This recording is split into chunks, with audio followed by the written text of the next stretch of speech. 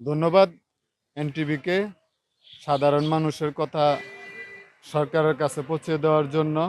আমরা সামনে যে অন্তর্বর্তীকালীন সরকারের যে বাজেট বিষয়ে আজকের যে আলোচনা, আমরা সকলেই জানি এই ফ্যাসিস্ট আওয়ামী লীগ গত 17 বছরে অনেক বাজেট দিয়েছেন। বাজেটগুলো হলো যেমন উচ্চবিলাসী যে বাজেট, কতিপয় মন্ত্রী এমপিদের পকেট ভরার যে বাজেট এই আওয়ামী লীগ ফ্যাসিস্ট সরকার দিয়েছেন, সাধারণ জনগণের কোনো উপকারে আসে নাই। সেই প্রেক্ষিতে ছাত্র জনতার আন্দোলনের মাধ্যমে এই ফ্যাসিস্টদের পতন হয়েছে। তার পরবর্তীতে ডক্টর ইউনূস সাহেব সকলের দাবির সম্মুখক্রমে ডক্টর ইউনূসকে অন্তর্বর্তীকালীন সরকারের প্রধান উপদেষ্টা হিসাবে নিয়োগ দিয়েছে। সেজন্য আমরা সকলের পক্ষ থেকে ধন্যবাদ জানাই যে উনি একজন সম্মানিত ব্যক্তি।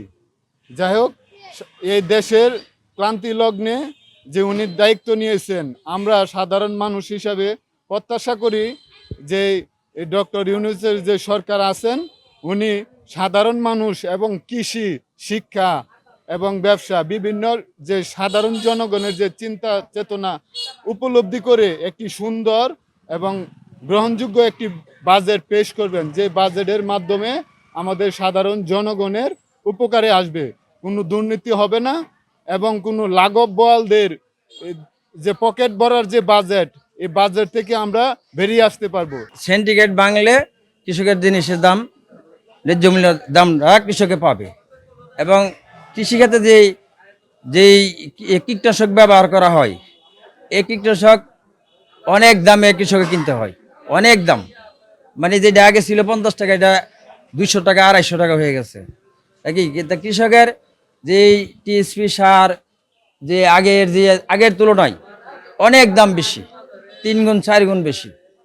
এই যে কৃষকের যে জিনিস বেচে বাজারে নেয়, তারা ন্যায্য মূল্য পায়নি। যেমন কৃষকে এখন বর্তমান যে ধান কাটার সময় যে কৃষকের যে ধান বেচতেছে, এই ধানের ন্যায্য মূল্য কৃষক পায়নি। 1 টাকা কামলায় বর্তমানে 1000 টাকা, 1200 টাকা। একটা কামলায় 1 মন বা 1 মন 20 কেজি বা 1.5 মন ধান কাটতে পারে। সেই কামলা নিতে হয় 1000 থেকে 1200 টাকা। কৃষক ধান বেচেন নিয়ে 1000 টাকা, 900 টাকা মন বর্তমান বাজার। কৃষকের সবসময় কৃষকের দুর্ভোগ।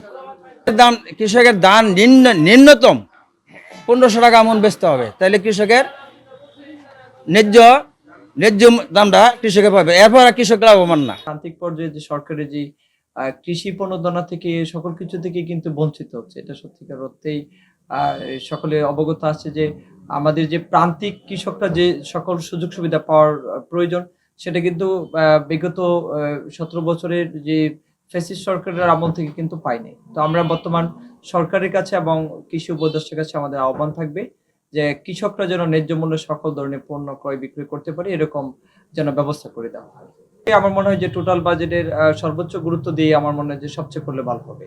কৃষির উপরে সর্বোচ্চ, যেহেতু একটি দেশের আপনার যদি অর্থনৈতিক চালিকা শক্তি বজায় রাখতে হয়, তাহলে কৃষির উপর সর্বোচ্চ প্রাধান্য দিয়ে কাজ করতে হবে। যেহেতু আমরা ছোটবেলা বই পুস্তকে পড়েছি যে কৃষি প্রধান এই বাংলাদেশ, আমরা আশা রাখবো যে বর্তমান সরকারের কাছে কৃষির উপরে যেন সর্বোচ্চ কাজ করে থাকে।